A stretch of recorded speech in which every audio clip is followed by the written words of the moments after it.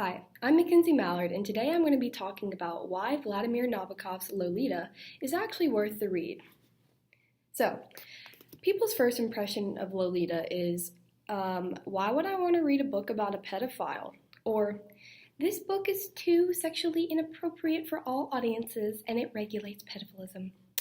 Well, in response to that, yes, the main protagonist is a pedophile named Humbert, and yes, he does take full advantage of a girl for about 2 to 3 years of her life. However, Nabokov's goal in writing this book was not to regulate pedophilism. If anything, it was the exact opposite. And the sexual scenes that are included within the novel are more small, intimate moments that Humbert just happened to describe elaborately and in great detail. For example, the introduction shows the detailed style used by the narrator throughout the novel. Light of my life, fire of my loins, my sin, my soul, Lolita.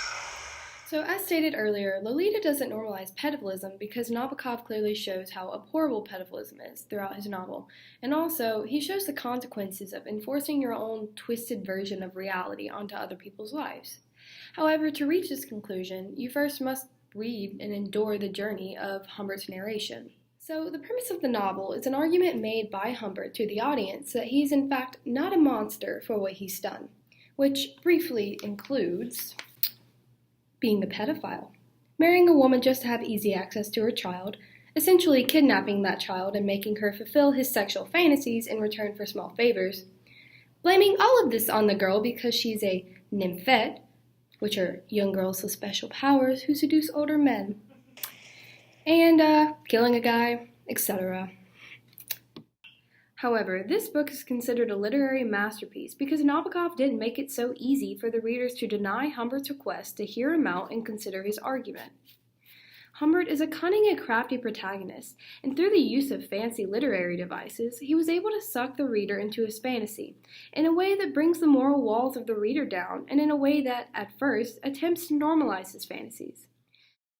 However, if somehow you actually get sucked into all of his lies, at the very end, Humbert himself comes to the realization that what he has done is awful and unforgivable. What I heard then was the melody of children at play, nothing but that.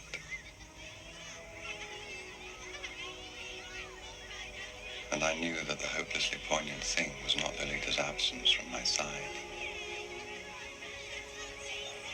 but the absence of her voice from that chorus.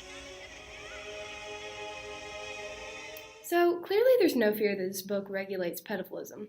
And also, I'm not exaggerating when I say this is one of the most lyrical novels I've ever read. However, if you didn't understand what I meant when I said Humbert is a crafty writer who uses metaphors and diction to cover up his monstrosities, look at this.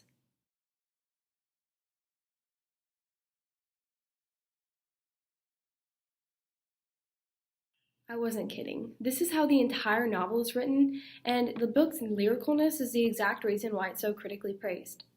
Anyways, that's all for today, so until next time.